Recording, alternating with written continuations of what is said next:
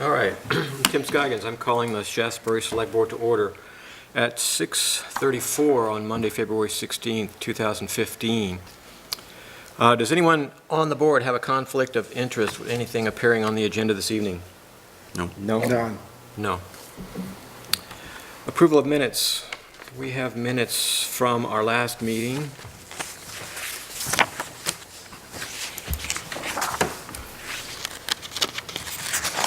Where are they? They're there. Under N.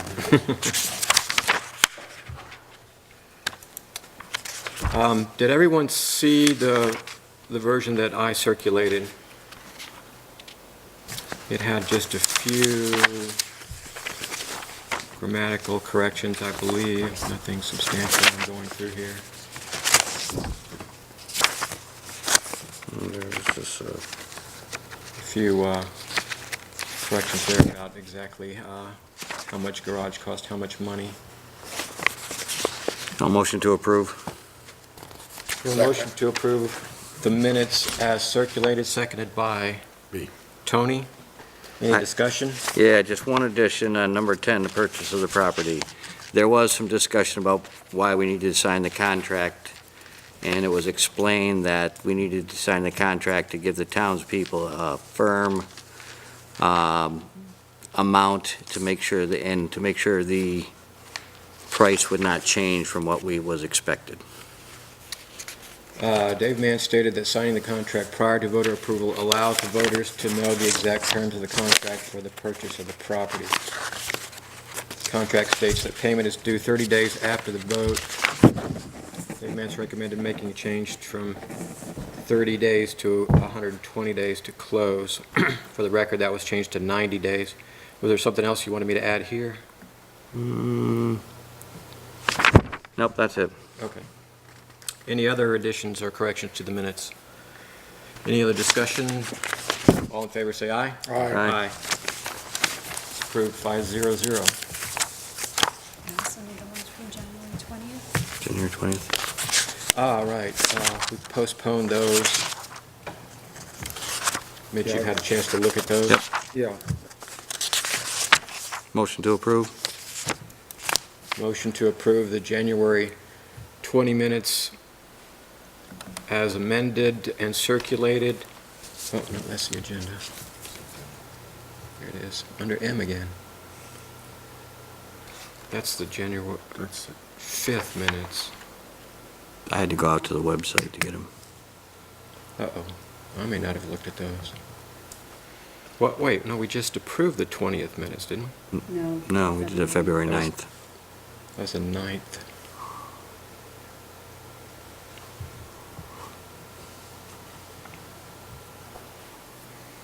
Wonder why. You got them off of Dropbox or the website? Website, I couldn't find them in Dropbox. Okay, then I don't know that I've seen them. Okay. Yeah, we did see them. Just Well, pardon my fumbling here. See if I can pull them up. what day? January 20th. What I had. Oh, January 20th. Tuesday, yes. It was, we Yeah, it didn't was meet a on the Tuesday meeting. 19th because of the Martin Luther King. 120, right above there. Yeah, but I wouldn't have the minutes from 120 in that one. I would have them in this one, which I thought. Minutes, there they are, with my initials on them. Okay, here they are. In the file minutes, 2015-01-20 TMS. Any additions or corrections to the, I move we approve the minutes There's already, for January 20th. Did we already do that? we Okay, already did that. all right. Just Any no- additions or corrections? Just say on number 12, appointment policy, 3 members who originally approved the appointment policy, has signed a copy for clerical purposes. That's the only thing I saw that was, The appointment policy.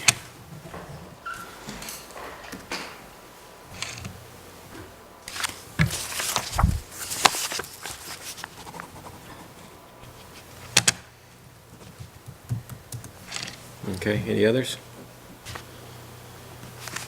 All right, all in favor of approving the minutes as amended, say aye. Aye.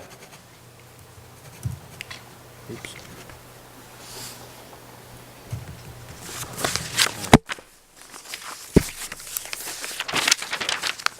We update on minutes? Warrants. I have check warrant number 17 in the amount of $47,647.25. I move we approve. Second. Seconded by Mitch. Major items on this one are $3,000, $1,500 for rock salt, $6,500 for medical insurance, $1,900 and $1,300 for the sheriff, $1,000 and $1,300 for dailies, $1,200 for heating oil, another $1,100 for heating oil, $4,100 to Ink Spot Press for printing the town plan, $1,100 to John Ray for, that's diesel, right, John Ray? Mountain Air Assessors, that's Jim Boyle, $1,800. Nortrax Equipment Company, $1,100. That's, what did Nortrax do for you, Terry? That was the list on the backhoe. Okay. That was a part A part for. for the backhoe. What happened there? The cylinder went bad? Well, we had to replace it last year, the whole swing on the backhoe bucket, Which backhoe are we talking about? the new John Deere. The backhoe, the one we got, the new one, Yeah, the wrist. It popped the threads right off it was all built by them, nothing we did.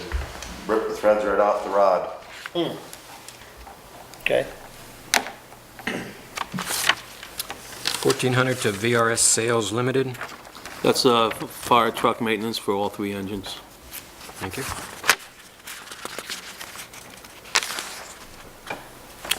Those are the major items. Any discussion? All in favor of approval, say aye. Aye.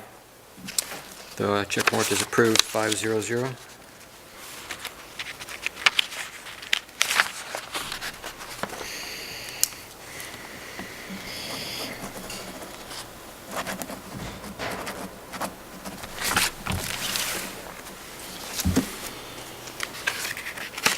All right, just the one warrant? Just one warrant this week. yes. Okay, announcements. The first one up that's on the agenda is, tonight is the deadline for letters of support for appointed officers. Did we receive any letters of support? We did not receive any Did letters. not receive any letters of support. Tonight was supposed to be the night that we interviewed the appointees. It had been my plan to not interview the appointees if it were only people seeking reappointment, which is the case. On the DRB, we have Panesi, Huncherick, and Day. And on the Planning Commission, we have 2 vacancies that we're going to have to try and fill since we didn't get any appointments. Mitch had an opinion about foregoing the interviews. Yeah, I don't think we should forego the interviews. I mean, it's pretty much, we're gonna appoint them as is, but it's good to get the people so they come in front of the camera, at least the people, town people know who they are, say hi. I haven't, I think it's just a formality that should be followed. And we can do it on the 16th and still appoint by the 1st of April. Any other thoughts? All right, then we will schedule interviews for the 16th for the people that we know are seeking reappointment. And we've been advertising for openings on the Yeah. Planning Commission for months, so I don't know that we're going to get any hands raised by then. So it looks like we'll be going forward with 2 openings on the Planning Planning Commission. Commission. All right, let me make note here that to 216. Make that 316.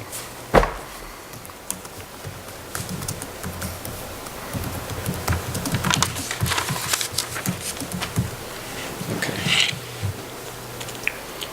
Any other announcements? Yeah, I just want, Go ahead. I'm just going to tell everyone I won't be here for town meeting day. Like I stated last time, I will be out of town, but I want to know, I think the budget we put together is good. Obviously, we can't agree on everything sometimes, but overall, I think the budget is good and we should be voted for. Thank you. That's it.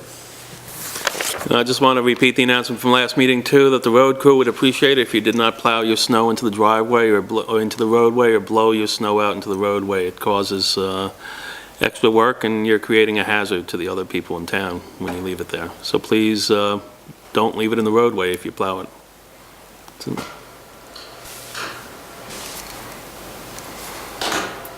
Public comments? Yes. I do. All right. Sit in that chair. Yeah, if you would, and give us your name.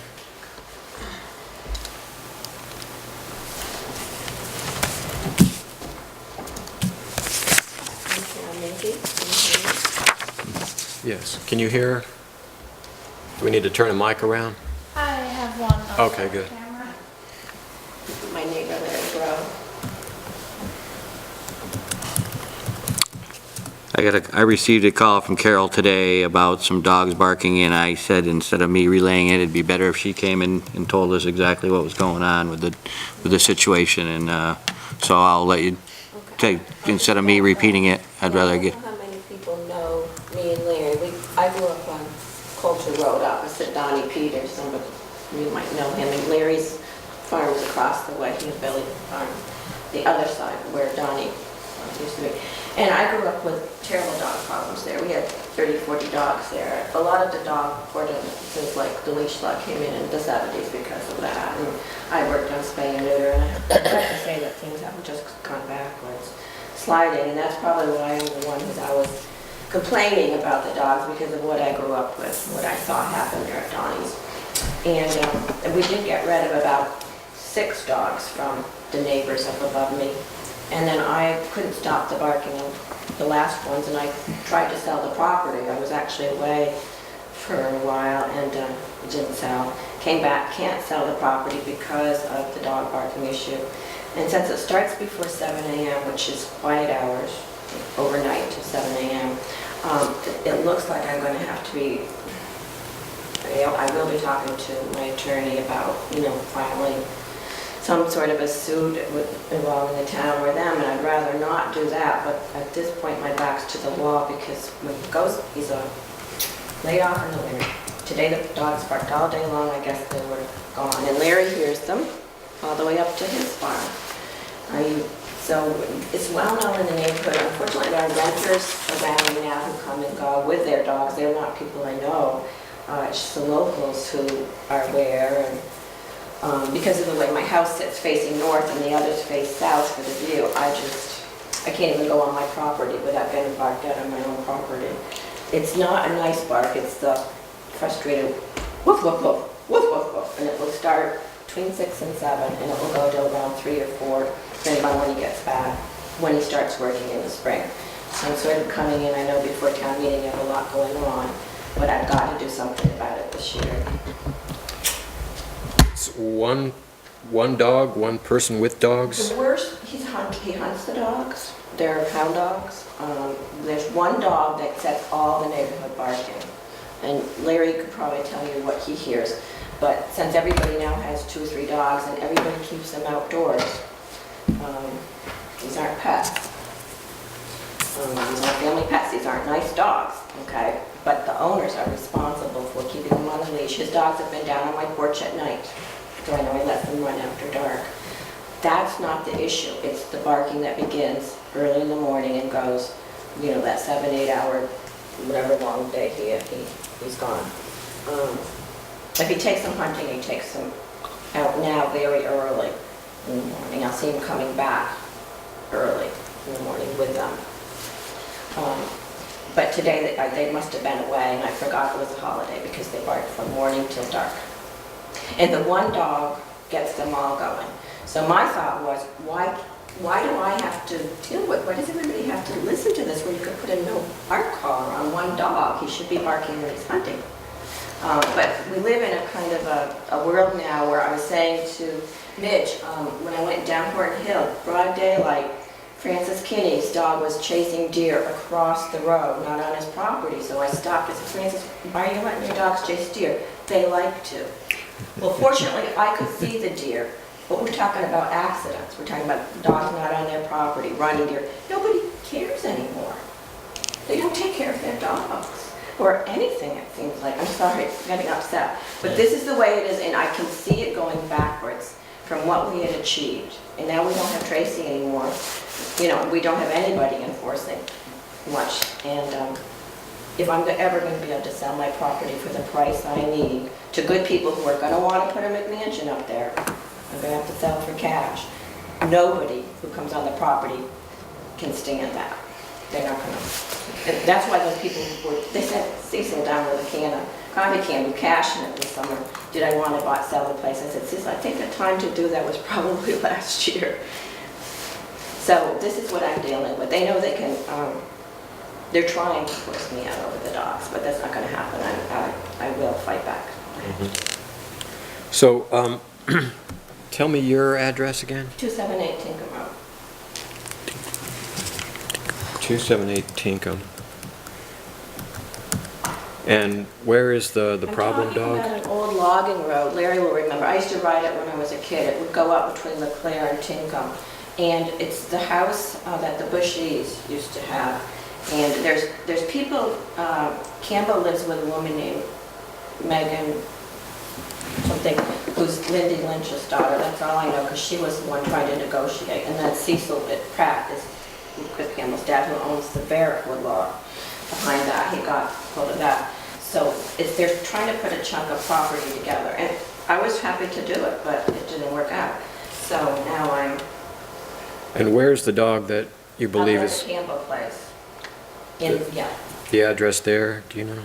296. There's 294 and 296 on that logging road now. It's dead-ended.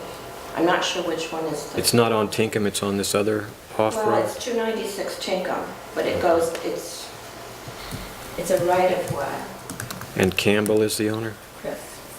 Have you spoken to the Campbells? Oh, this has been going on for years. Didn't we have Tracy up there over the summer? No. No? Tracy's been out of this one for years.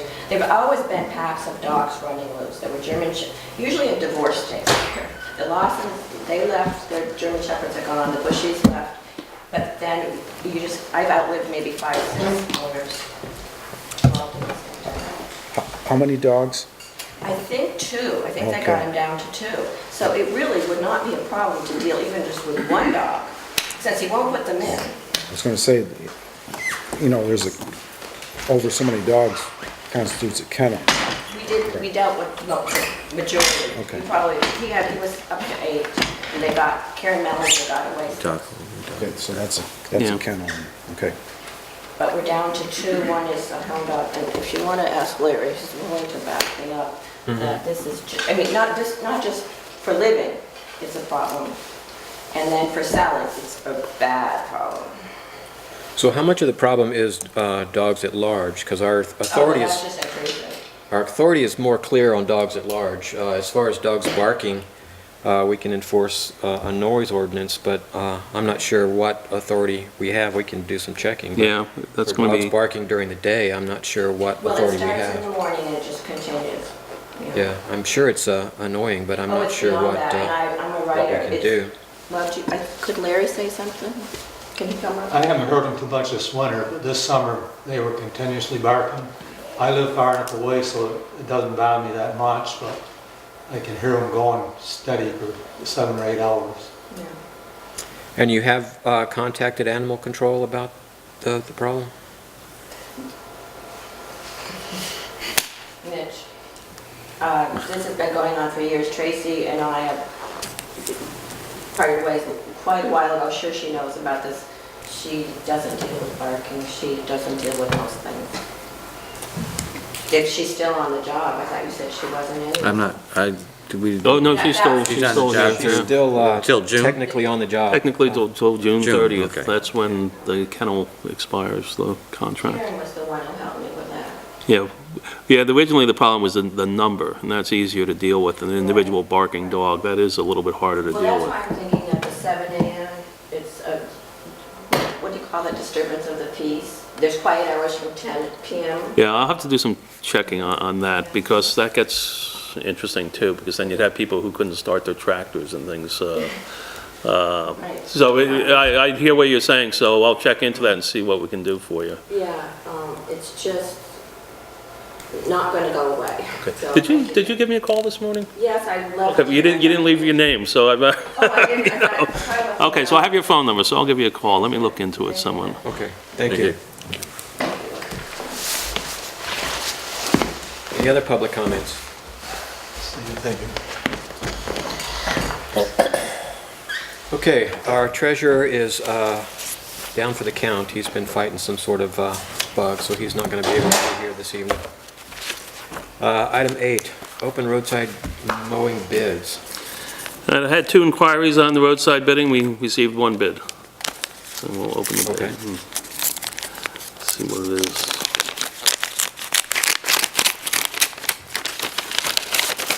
And, I don't know, if you want to look at this and read it through, or how you want to do this, how you do it here? I can take a look at it, see what we got here. So this is a lump sum cost of 2 sweeps of $20,500, which was more than we were hoping. I believe we budgeted $15,000. There's 15 budgeted for it. Yeah.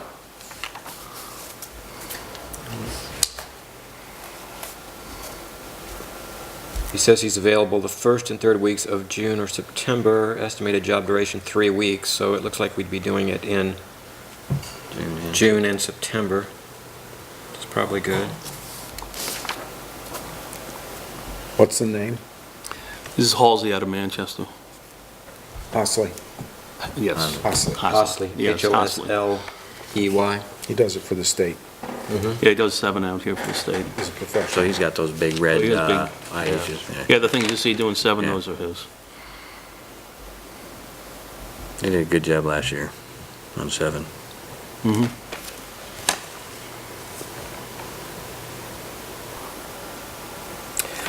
Okay, so we have 1 bid, it's $5,500 more than we budgeted for this job. You said you had 1 other inquiry, but they didn't They provide a didn't bid. And what we have is, what was budgeted for this year, $15,000 for mowing, which of course we won't be spending in its entirety for this year, and $15,000 starting July 1st. So we could do good point. 10. So there's actually more money in the mowing budget than, So we could pay half of it yeah, in June. yeah. With this year's budget. And you can pretty much pay the whole thing for next year's also. So combined, you have $30,000 looking at 2 years. So we could adjust for the increase. This $15,000 we were working on was pretty much based on when he was mowing here a couple of years ago. So it's not an extraordinary increase in the actual bid. I think I even have that. Because 2 sweeps back in 2010, his bid was 12.4. And there were no other bids then either, so. Yeah, that's, well, that is quite an increase Yeah, over yeah, fuel, equipment prices. that amount of time. Comments? The fact that we opened it, I think, means we have to, it can't go out to bid again. No. So We can't? no. Now, once you've opened it, even, Oh, yeah, 'cause because we- there's 1 bid, you can't go out. That's true, yeah, we've got this bid out in the open. So you either Okay. gotta You either accept approve it or just not, reject it, not and do it. and then you can have a new round. I- But, he's a professional, that's what he does for a living, I think it's the way we gotta go. exactly, that's what I would say, and there's a lack of these guys around here. And he has all the equipment, and he has the right equipment, and he has the time. And we're talking about 6 weeks of work. And we're talking about a piece of equipment that we can't afford. You know? To put it bluntly, we can't afford the equipment he has, so, I make them, I thought we bid that for 2 mowings. yeah, it is 2 mowings. This is two It mowings. is 2 mowings. All right. 2 passes, each 2 Yeah. widths. There'll probably happen one in June and one in September. Correction, it isn't 2 widths. Is it? Is it 2 widths? Did he put down 2 widths? Okay, great. That might be part of Over your the rail, that's what we asked for. extra it's money. 6-foot ditch bank more, I don't know. I guess it doesn't really say that, does it? It's insurance. It doesn't specify. Because it was supposed to be 1 pass unless he could work it up for 2. It's to do behind the guardrails, 6-foot and ditch everything bank. else it says there. Pitch banks and all that. Well, Yeah, it's inclusive of drainage swales and ditches, shoulders, intrusions, signs, guardrails. And the objective was for us to have the contractor do 2 passes. And he's responsible for the traffic signage, the mower, the tractor maintenance, pay, benefits, and all that stuff, so. I make the motion, we accept it. I'll second that. Second. We have a motion to accept the bid from David C. Hosley, Hosley. Hustling, Hustling. hustling. For roadside mowing for this summer, seconded by Mitch. Any discussion? All in favor, say aye. Aye. Aye. Opposed, abstain? Motion passes 500. Thank you. Road foreman update. Terry?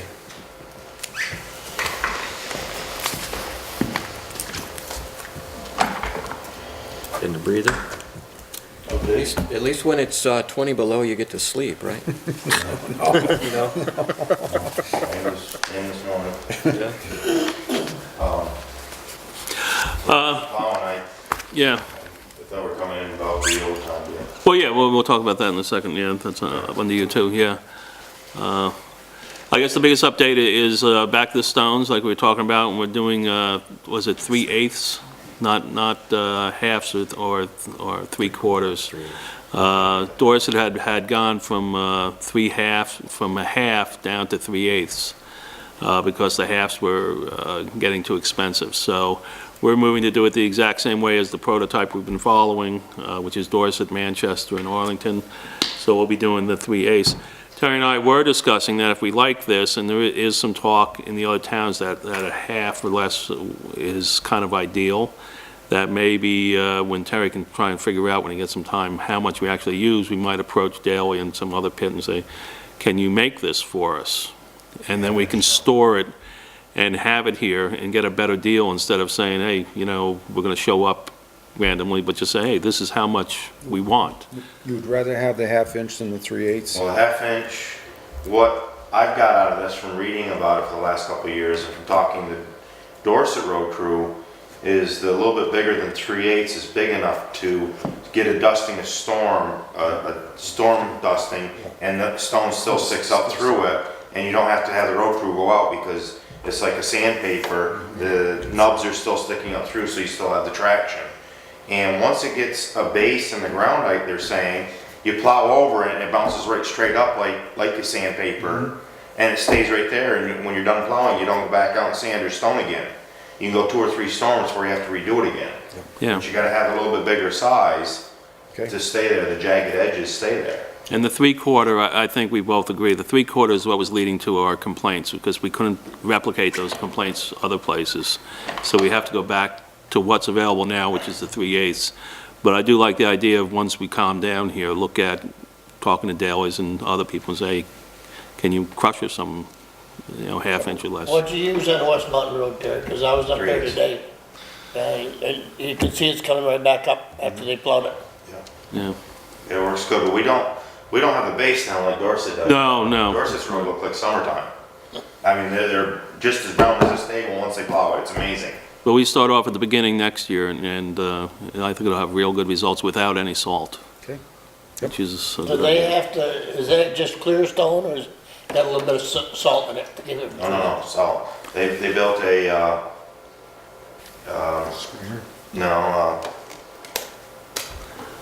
what is it, Ollie?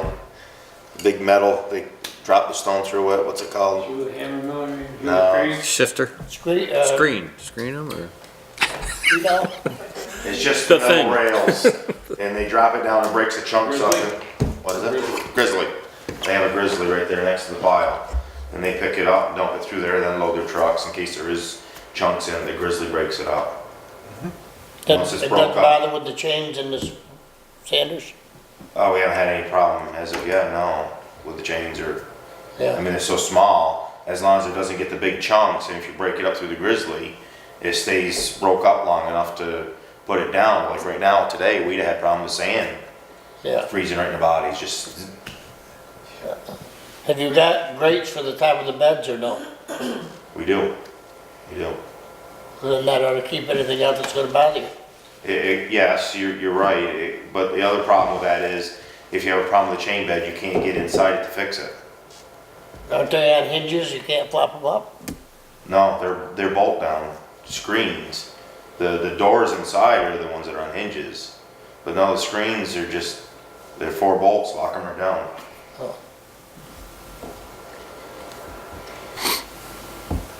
Okay. Good, yeah, I think that it's an idea that has real promise. Yeah, Get that's, the salt off the dirt roads and see if that helps us in springtime. yeah, that might benefit, well, just reducing the salt alone will benefit everything. We've, just as a side note, we've used 96% of the salt budget. And we do have over 80 tons stored over here. So we're not too bad. We have 3 more deliveries coming. And then we'll take, I don't know if we're gonna see them. yeah, 2 may never arrive anyway. But we're just going to continue letting those come in and see which direction the winter's going. But we still have a large quantity we can go to if things get tight. But we're spending a lot on salt, and it'd be nice to do away with that in the next budget year. This gravel too that we're getting, we're only halfway through our winter sand budget. So we're counting the gravel off to the winter sand budget. Stone, sorry, gravel, stone, sorry. Stone off onto the sand. Yeah, so we'll probably do pretty well with that. We'll probably come in pretty even. Okay. You know, so that's pretty good. Good. The other question was for the road crew overtime. As of today, we are $7,015. Actually, that's through payroll 17. We're $7,000 over in the highway budget. That has to do with, clearly, the numerous winter storms and then going back all the way to the Christmas mud season. That took a lot of time from us. Specifically, the overtime budget, where? $7,015 over, not including the pay period we're in. So what we want to do is we want to move the highway crew to comp time for a maximum of 2 weeks, which would be 53.3 hours that they would work, and that would go to comp time. That would give them 2 weeks off, 80 hours, that they would be able to take over the course of, For June 30th. you know, before June 30th, or we can work around that too, to a certain extent, because we have to. But that would save we're averaging, this payroll was about 47.67 in overtime. The guys were averaging about 30 hours of overtime, so if it lights up, we'll be doing fine. But if we do the comp time, it'll take us through 1.5 pay periods before we exhaust the comp time, and then we'd go back to overtime again. But that's bringing us into mid-March, and all we need is a break in the weather, and this is going to go down a great deal. Everyone is pretty much over budget on plowing and road maintenance. I think it's just one of those things where when you have weather like this, you have to be prepared to have a little bit of overage in your budget. I think we can make it up without it affecting the budget overall. We're pretty much exactly on target overall in the budget, for the year. So that would be the best way out of it. We don't have many other options. We can pay straight overtime or do the comp time. And the road crew, in informal discussions, because it has to come from the board, but the road crew is fine with taking comp time. A lot of them would like to take time off before we get into the summer construction season. It also has a bit of a benefit to us because not only does this lead to higher overtime in winter weather like this, it cuts into other portions of the budget that we would use for work come May and June. It might be something slim and. Yeah, because by the time we get done with mud season, we've used 83% of the gravel budget because the unexpected Christmas mud season took about a big chunk out of that. So by the time we get through with mud season, when we hit May and June, we won't have a lot of money to be doing any construction projects or anything. The capital budget, improvement project from last year went over considerably, about 19,000 over. So there'll be time for guys to take off in May and June. Okay, you gotta explain to me about 2 weeks. Each person gets 2 weeks, or how? If Well, they might. Depends on the hours. It depends.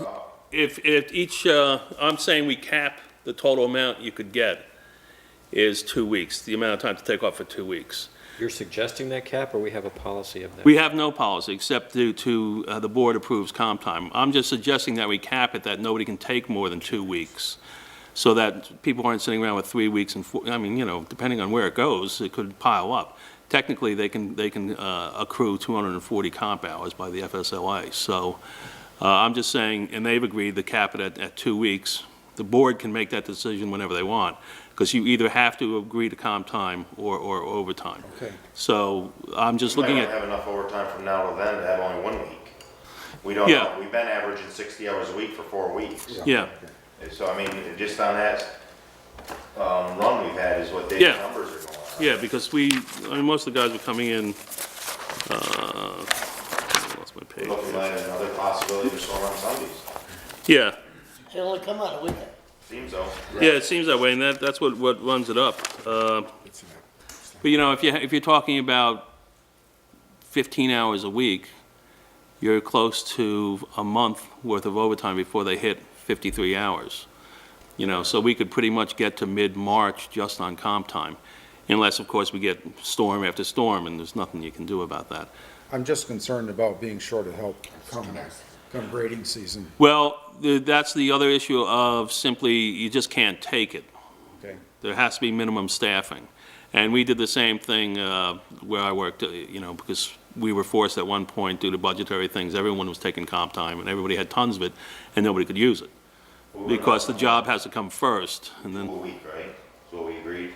well, we need to discuss more about 2 a week as we get into grader and everything. We had It's, 4 operators, 4 grader operators. yeah, So if we allowed it to only 2 go in the same week, if they possibly wanted the same week, Yeah. we're still okay for the graders. yeah, as long as the graders can move and some ditching can be done, we could cover it for a couple of months. Like I said, we're not going to, frankly, by the way this winter's going, we're not going to have extra money for materials to do other things until July 1st.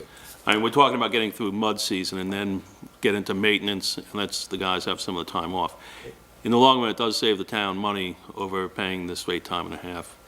And the crew's amenable to it, so if, Is comp time, is that hour for hour? no, it's time and a half. So we have to, okay, That's why I'm saying 53.33 is the number of hours they can work, overtime hours. That is equivalent to 80 hours. That'll give them the 2 weeks. After 53 and a half hours, or .33 hours, you're back to getting paid. But that's going to take us out there. From now till 53 hours, if it's like this, it'll still give us 3 to 4 weeks. Then we're mid-March, and hopefully Mention we'll it do to that. the town people, we're gonna try to watch any hours we work. Yeah. It's minimal, we only had 4 hours yesterday, that's all I brought them in for. I sent them home immediately, and we only had 2 guys. Two guys, For 2 yeah. hours today. I was here all day, but 2 other guys, 2 hours. Well, I kept trying to send you home, but you wouldn't go. We're trying to minimize what we can now, okay, and keep it safe. we appreciate that. Yeah. So do you approve that, when they take their comp time? No, well, when they take the comp time, Terry and I will discuss how we're actually going to program when and who can take the comp time. Because we'll never get into a position, and we did talk this morning, it'll never be less than 4. There always has to be 4 here, because two graders with a backup guy have to be moving. And even if the 2 guys do something else while 2 guys are grading, then they get the chloride truck and everything else. so- Chloride and grade, so you Yeah, know so, what people are yeah. doing. The graders But the are- graders can keep moving for the 2 months, and, the guys can take their time off, and it saves the town money, really, in the long run. Okay. But I mean, before you vote on it, you gotta remember that these guys are here 4 months, at least 4 months, 24/7, by the phone all the time. I mean, if they're willing to do this, I think it's beneficial to the township. Oh, we Oh, agree. absolutely. Yeah, Absolutely, no problem. yeah. Hammered. Yeah, And this is a tough winter. yeah. It's a tough winter. So what we need is a motion from the board just to approve comp time for the road crew, and then we'll set up a tracking system. I might even have to put it in paid data. I hope I don't have to. I could do it myself, but we'll see what that requires. And like I said, it would be simply for 53.33 hours maximum overtime hours. That would translate into 80 hours of comp time. We can revisit it when we get up to 50 hours that they've used. We'll discuss it again, see where we stand on things. That's per employee, so that's 6 times, yes. Yeah, 53 hours is, you know, Fine. it's a lot of time, So moved. okay.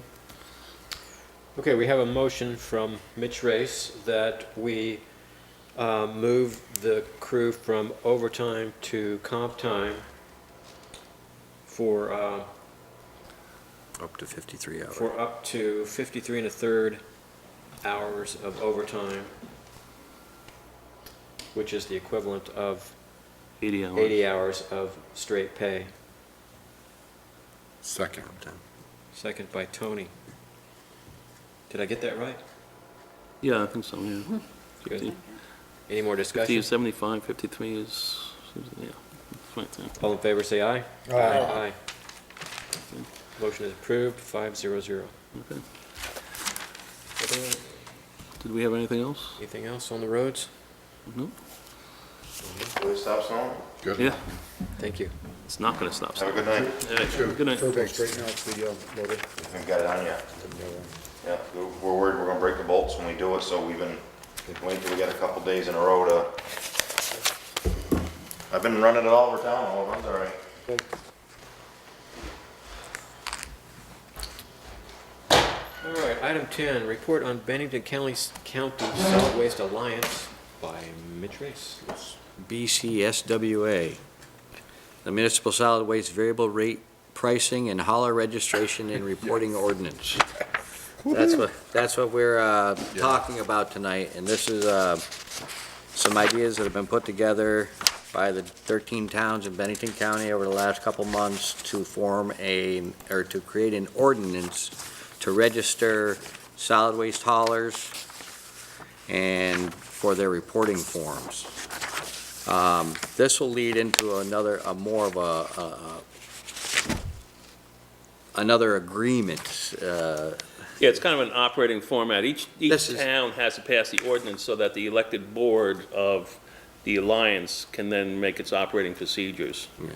But this will authorize the delegate, Mitch, to the board to participate in those, to make an agreement, the final agreement. Basically, this is for variable rate pricing. They want to have a structure in place so all trash is being priced at a common, well, that's every hauler. Haulers and facilities that provide collection and/or drop-off disposal services for municipal solid waste to residential customers shall charge these customers for these services on the basis of volume or weight of the municipal solid waste they produce, which is a pricing system commonly referred to as variable rate pricing. Pay as you throw. Pay as you throw, yeah. Yep, pay as you throw. This is basically giving the alliance, well, no, this is by town. That's by town. This is by town, We but would not have to increase any of the expenses to our residents. You would still pay the $20 for the annual permit and $1 a bag for the throw.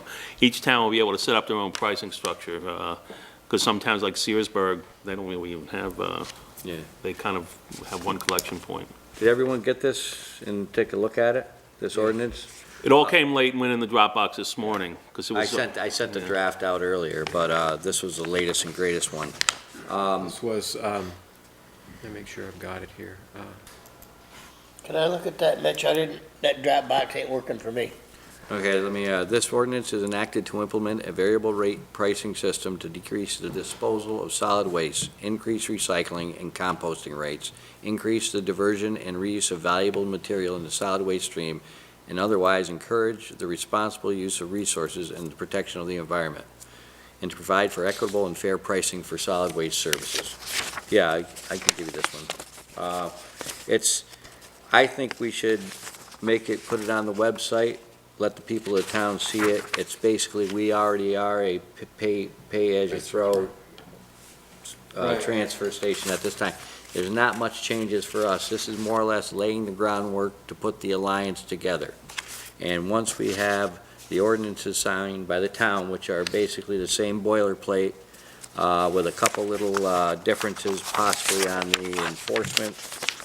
Actually, the enforcement seems pretty straightforward, but where did I see that? The pricing order. Not in there. Must be in. I mean, we have hauler information forms. Anyone who provides solid waste removal in the town of Shaftsbury will have to fill out this form, and there was multiple terms discussed from anywhere from $25 a truck to $100 for a fleet to $10. So we settled on a $15 truck for one single truck operation and a $50 for the fleet of operation. That's more for just give us, where there's a lot of forms and so forth, reporting that has to be done. It kind of. And there's going to be fees for enforcement too. Yeah. This way, we do each individual town, and this will have to have an enforcement arm. Each hauler has to be registered. That's why we did the one truck for 15. A fleet like TAM pays 50, because it's really just to get you to come in to register. Each truck will have to have a sticker, so there is administrative cost involved in this. And then if there's a hauler who's not registered, it's going to be our responsibility to flag him and a couple take him things. to task here. Yeah, we're gonna have to, they verbal written warning the Yeah. first time, $100, $250, and $500. The designation of enforcement personnel, based on what I'm seeing, we all have to fill out this little blank, and that's gonna say designates the sheriff, I would imagine, That's a point for discussion, with I law guess. enforcement authority for this ordinance under Vermont law. Yeah. Which we'd have to really, and this is something that, as this was being discussed, I don't know if anyone's discussed this with the sheriff, if he's gonna get involved in this. It being a countywide issue, he might want to be involved in this. Yeah, that needs to be thought out a little bit more So, about how we're gonna go about But it. there are a couple blanks, and basically, most of the blanks are town of Shaftsbury. But we do have to come up with, to the town, basically, they need to show that they have a variable rate pricing system in place and the breakdown of any, in all fees, including flat fees, to the town of Shaftsbury. Those fees, Mr., that's a county agreement, right? This is just an ordinance for Shaftsbury. We haven't gotten the Bennington County Solid Waste Alliance is coming together, but this is the first step to Right, make but what that I'm getting happen. at, if you said there were fees in there. Well, we have That's a, just for Shaftsbury, is there one fee for each town? yes, so if say Tam has 5 trucks running Shaftsbury, he's considered a fleet, it'd be $50. If he's got five trucks running up in Searsburg's or 2 trucks up there, I don't know what their pricing structure is gonna be.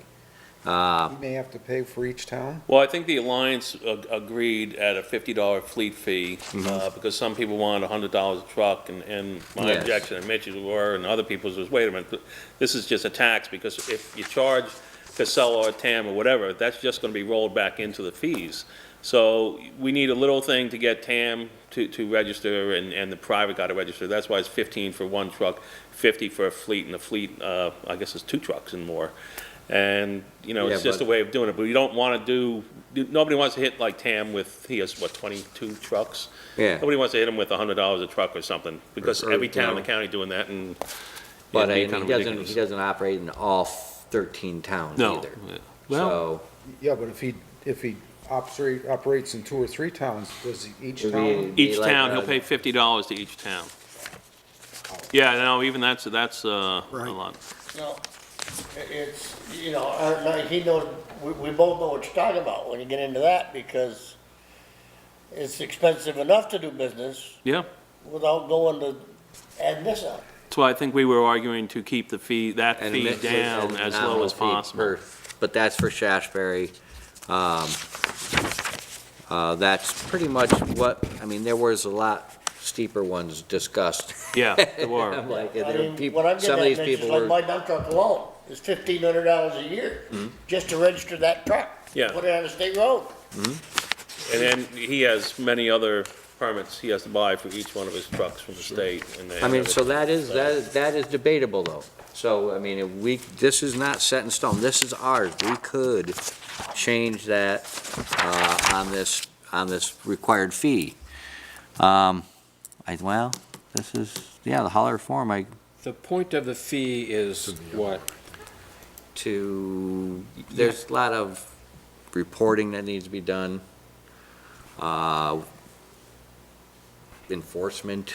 It's make also sure- to make sure it's a way of, you're getting it out to everybody. There's a lot of one guy in pickup trucks that go around and collect Education. garbage, and they have to have this permit too. The Alliance, the county, and each individual town is responsible for every piece of waste generated in the town. It has to be accounted for. So if you have a guy running even his pickup truck, picking up at different houses and leaving, we're responsible for that. Here we go. It's tracking and things, so. There it is. Yeah, it just clicked. Town served, $50 for a flea. He can click 5 of these, and it'd still be $50. Okay, Oh, all Yeah. right. all right. I just, I didn't you know, understand town, that. we had the town served on here, I wasn't paying attention. So if he's got Shasbury, Manchester, Glastonbury, Searsburg, Yeah, you don't want, it'd you be a don't want to fleet truck for him. I mean, we aren't trying to gang up on anybody, we're just trying to give some money to, Oh, so Tam's gonna pay $50 for There this? it is. Yeah, and we have to have 15 for the one guy. I thought we were talking $50 a truck on. No. $50. No, A that's fleet fee. Oh, all right. fleet fee, So it's one $15 if you have okay. one truck. Okay. And that's just so that we have records, so the haulers will know you have to come in and register. You pay the $15, you get your sticker. There always is a little bit of administrative cost to it. And that way, if you don't get it, we can say, well, you know, it's out here, you get your one warning the first time, and then the second time it gets into an enforcement thing. Is this mandatory from the state? We have Act to one, do this, or- Act 148. We're gonna give him one of these It's mandated. stickers. Oh, everybody needs a sticker. Yeah, You gotta dress the truck up. Food scratch? yeah, Ken, all this is being driven by Act 148. Yes, this is not This isn't even like optional stuff. It has to be done.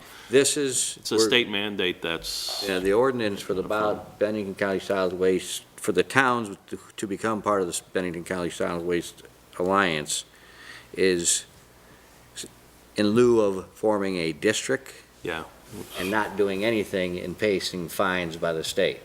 So they've got, this is the transition. That wouldn't be in business anymore. And the way it is, you can't not be part of the alliance or SWIP or district that your town's in. You can't be a standalone. And this You have to replaces belong the to it. current SWIP too. Yes, Of which this replaces- Bennington is not part of, right? No, Bennington's not part of it. There's a lot of benefits to us of being part of this, you know, on the broader picture. Yes. Of Household Hazardous Waste Day going to Bennington with their arrangement with Casella there. There'll be a lot more openings for moving things around. So there are benefits in the bigger picture. There's a lot of nuts and bolts things that need to get done. And as we move the organics by 2020 have to be out of the stream. We're still gonna have to watch that metric as our tippage goes down and our revenue goes down from the pay to throw, because when you take the organics out, that's the weight in your garbage. So you know, there's gonna be a lot of little variables as we go along here for the next few years. We'll have to see where it goes. And I appreciate Tam and Casella and all the other companies who have to re-kit all their trucks. Because they have to have three areas now, so it's a lot of expense. So my recommendation is we put this out on the website so people can read it and, you know, understand that we're doing it I guess as an ordinance, we don't really have to get public feedback, but as a courtesy, I think it's nice to get out there, and we'll bring it up on a meeting on the 16th, I guess, Yeah, 16th. that'd be the next one that we were doing. We've got a whole procedure for enacting a town ordinance, Okay. so we'll have to check that. Yeah, procedure. we'll Two do public each hearings, one. 2 public hearings maybe, or sign I it? can't remember I what got it it. is, but I know there is a procedure, so. There is a procedure Okay. for it, so, like I said, this just coming out, the final version coming out Saturday, really doesn't give us much time to do anything Yeah, with so this. I just wanted to bring it to everyone's Yeah. attention. Yeah, and I mean, we've got till June to June, do this. June it has to be finished by. As long as the direction, we're in the right direction. There's time to get this through. The next meeting, which is town meeting, isn't the time to address this, so we'll pick it up to 16 and finalize it April and. Sign it by the end of Yeah. April, first meeting Yeah. in May or That's a something. more realistic timeline for it, but, yeah, if we'll get this on the website and people can read it, and, The next step is to actually form the alliance. And we do Before we have, leave that, any more comments about that? I had put up the penalty schedule a while ago, which looked like it was $50 a truck, and the $50 for a fleet is a lot less onerous, so TAM will pay $650 for pay 13 $50, I think. towns. No. he pays $50 and he just checks off the towns that he's Checks in. off the towns he's gonna operate in. He's got a fleet. Him and Casella would pay $50 to Shaftsbury. Well, no, I It's guess, going to pay $50 to each town, right? Gotta pay 50 to each town is the way I understood them to say it. $650 if each town, I guess. And every year. Actually, Adopts there's the same confusion on this schedule. form. there is confusion because Because originally what was discussed would be, when we talked about fleet fees, it'd There's be one- each town would charge a fleet fee, because sometimes we're talking about charging $100 a truck, and that's, so it was supposed to be $50 a town for a fleet fee. Because we have to keep the records of all the trucks too. exactly. So he might not even be that much. He might only say he runs Shaftsbury with 4 trucks. And that's a fleet. That doesn't matter, 50. Well, that will have to, yeah. Yeah, I can get some clarity. We can get some clarification on that. He's not- $50 to each town? If he worked every one of these towns, he'd pay $50 to each town. That would be my understanding of it. $700. Right. Which is why, like I said, Mitch and I and a few other people were pushing to keep it going down, because it's just going to be transferred. If you make it, $500 a truck, it's just going to be transferred into the bills of the people. I mean, we're going to pay it. Yeah, so- so the lower the better, because we are going to pay it in one way or the other, But we have to have something so that the trucks get registered and we have records, and there is a little bit of expense, We don't know all the So expenses at this each- point. Each town has to, why can't TAM just register within the district as a hauler and do all his paperwork and all that sort of stuff for each town? That's a good question. The Part of it district- is, go ahead. Yeah, I believe if I read what you're going to bring up next correctly, is that the district doesn't have taxing or policing authority.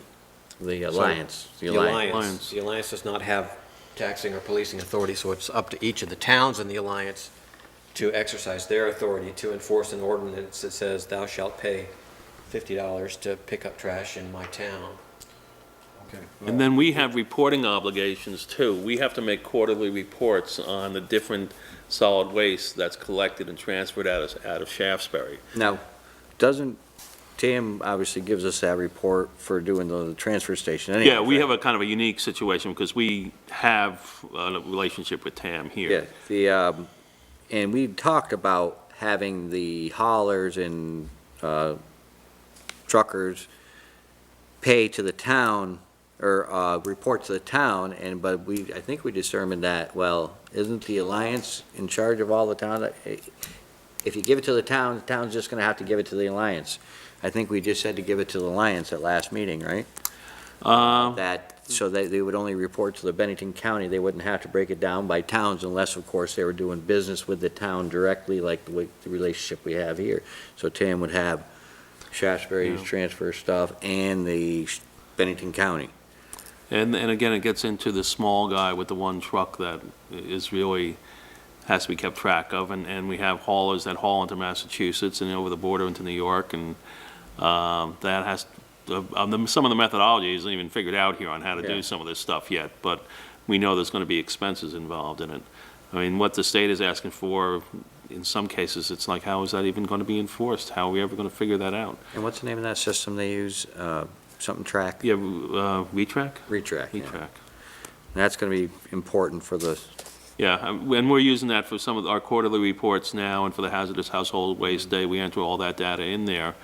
But that format's going to be changing too as we move into this, and it's going to become more complicated as the streams are broken into smaller parts, and and just an FYI, this is some of the voting weights put based on population.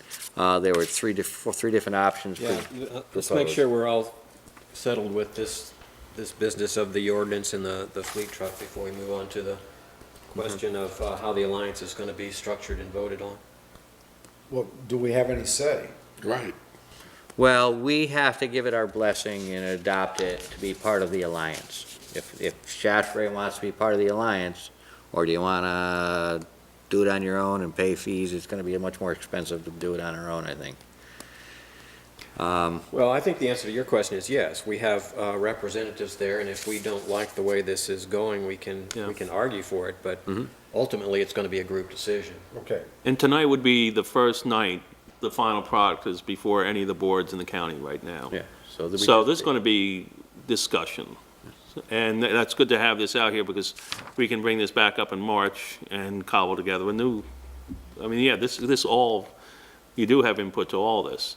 And we have to belong to this thing. There's really no way out of that, but it is our I thing. understand, but if you're looking for input, for me, it's not right to charge for each town to have to, for Tam to have to pay each town that he services, because he's doing it for doing the same thing for each of the town. If all they want to do is find out who's out there and make him accountable, it's an awful expensive way to do it. Yeah. They don't care about that. Because I bet you he goes to most of those towns. I bet he does too. Well, we can put it into register with, DCRC. And would this be an annual fee? Yes. Yeah. yeah. So what's the purpose of the alliance if you, I would think that the alliance would unify all of this. Well, see, that's just it. This particular one I thought was, well, we were trying to do a common one for the alliance, and that's what they came up with. There were some that wanted much higher per truck fees, and there wasn't even a fleet fee at initial conversation. So, Yeah, and this could just be as simple as the five of you looking here and looking at this again and going, well, you know, maybe we didn't word this correctly, or maybe this wasn't the intent, and you should just pay, Casella, Tam should just pay $50 for everybody. And the guy with the one truck who I know does Arlington and part of Sandgate, he should pay $15 for being up there, and once.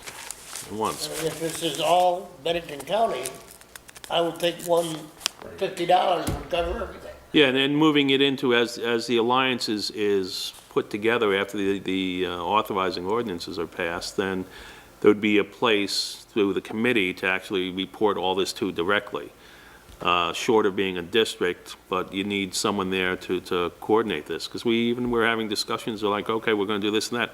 Well, who's going to do it in the town? You have towns, some towns have staff, other towns have the town clerk who does everything. And this is one more thing to throw on the clerk, which isn't really, I mean, if they keep adding all this, it ultimately goes back to the customers. oh, it always does. I mean, that came up right away. You can talk about fees, but all you're talking about is taxation by another method, because it's just going to come back. Landfill's gonna get a lot bigger. Yeah, Let's also remember what you were telling me last time, that, or maybe Trevor was saying, that the retrofitting oh, yeah. he's going to have to spend on his trucks is orders of magnitude larger than this. I know. Yeah. So That's right.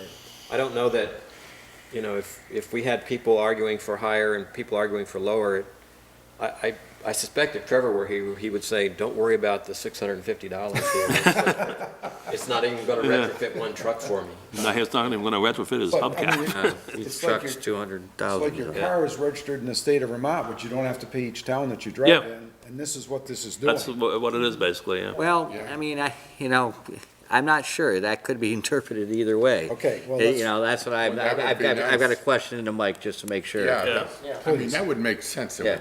It would, to unify Yeah. all of that, so. I mean, that it they does don't say have that to- Bennington County, it doesn't say Shaftsbury. Yeah, The form as it came out Yeah. is more confusing than the way we were talking about it when I'm looking at it here. I'm not sure Well, now, it could be that he pays $50. just to And serves everybody. as many That towns would as he be- wants. Yeah. that would benefit the Yeah. Alliance, I Okay. think. I think we would all like that better. Sure. Yep, okay. I'll get with Mike to do that. And as all the towns sign the ordinance, per the town, will obviously go into the Alliance, wording for the Bennington County Alliance group. And some of the votings, the high-level initial thing for the Alliance concern was the smaller towns thought that if Bennington and one other medium-sized town got together, they'd just run, they could set the agenda and veto anything. And so they played with the different weights of population. Obviously, Bennington County is the largest population, 0.44% of the population in Bennington County. So obviously, they do get a little heavier weight than most of the other towns. Shaftsbury is like the third largest town in Bennington County. So now this came out last, I just printed this. I believe we have a minimum of 4 towns. We went with option 2, and I don't know if anyone's gotten this yet, so I'll be sure to get it out. Did you get this copy? No. I didn't think so. Did we? Yeah. This is going around all the towns, and one of the people in the, I think it was Searsburg, put this together, Oh, yeah, I'm sorry. and option 2 was the one that was voted on, so, And that's what appears in this alliance agreement document, right? yep. Or is that, 44% of the population, yeah. That's what we paid, that's what we budgeted on this year, based on his estimates, based on population. And we got whatever we had in our budget for solid waste is what we put in based on their estimate, which could be high. Hopefully. Hopefully that's all. So you're gonna have a board of 26 people? No, it's one vote per town, but it's weighted by population. So Bennington has 8 votes. So does Even though- Pownell, sorry, No, go ahead. does Pownell know that we got twice as many votes for him because we have Yep. 73 more people, 63 more people? Yep. Okay. Actually, in this one, Pownell and us, we have the Yeah, same. we're tied with Pownell. So this is not the latest? Nah, I don't think that's February 10th. I don't know when this one is. They've been flying. We've been going back and forth, so that's pretty close. Okay, so this is not necessarily the latest voting. It looks like, what do you have here? You have 15 for a total of 36 votes, where Bennington has 15 of them, No, because but you need at least 4 towns to vote yes, you know damn or well. you can't. It's gonna So what happens when Bennington starts splitting their votes? Back to option 2, option 2. So this is the option they're going with. be- Oh my God, what a Okay, nightmare. well. 26. What a nightmare. Yeah, this is the middle ground. If I was Pownell, I'd be upset. Well, yeah, this went back and forth a number of times. The fairest, most straightforward way is straight out by population per thousand. Yeah. The problem with that was Bennington and us, or Bennington and Manchester, could Set pretty the much agenda. stop every vote. So we wanted to add towns in, so you had to have a certain percentage of the members present, and then a certain number of the available votes present. Okay. But there's no way to really work around some of the complaints when you have one town that's nearly 50% of the population of the whole county. Yeah. I mean, there's just no way around it. They do get more voice because they are putting up the most. And the fees are divided by By population. population, so it's So if I'm paying 50% of the fees, I think I'd like close to 50% of the close to vote. 50, yeah, And actually, they were very reasonable in the discussions about it too, and that was one of the reasons this whole district fell apart back in the yeah. 80s, I guess. They were trying to put a solid waste district together, and the big concern back then was the influence Benning would have at everybody else, and obviously, they don't want that to be an issue with this alliance, because it's a mandatory thing, and we're trying to Yeah. I think everybody knows we have Where, to work together. We have to have this Yeah. work. And Bennington, with their relationship with Casella, like I mentioned before, just taking on hazardous household waste is a Yeah, boon to many of us. they're So, proposing a permanent permanent, household Household hazardous hazardous waste, waste yeah. site. so that's a real benefit to all of us. All of us, yeah. So that's all I have on this, and there's more to come, and this is very fluid, so, if I get something new, I'll try to send it out as soon as I get it, but obviously it could get 2 or 3 in a week. Okay. Thank you. Okay. Did we skip over the electrical thing? Back up? On the agenda? Yep. Electrical?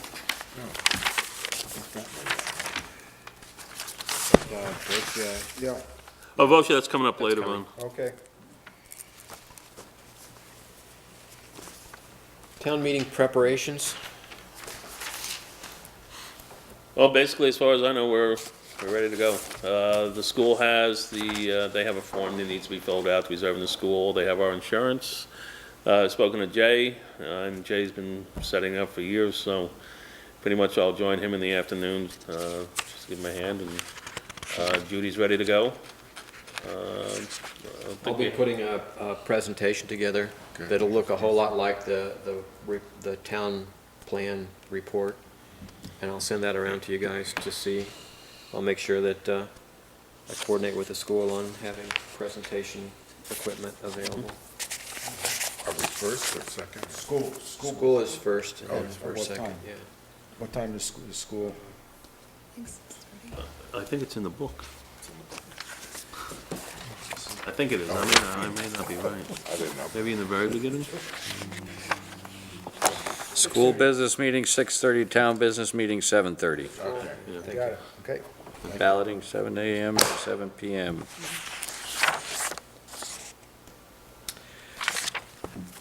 Shall we talk about signing warrants? that day? Yeah, it would be nice to have a select board meeting that night also. I can't imagine why we would need to conduct any other business, but we do have to pay some bills. So either at 6:15, if you all want to be at the school board meeting, 6 or 6:50, maybe 6 would be better. And I'll just schedule it to sign warrants, and we'll sign the warrants, pay the bills, and then adjourn. Do you want to meet in the school? Yes. Yeah, we can meet in the school, we'll just have it there, and, I mean, I've done that before. Yeah. I'll just talk to Jay, because we'll have to designate a room, it can't be the main room. We'll just have the meeting there, sign the warrants, and, If they set up the main room by 6, we could. oh, yeah, I'll check the Might be logistics. easier just to meet right here and walk over, or go over there. Yeah, it would take like 10 minutes.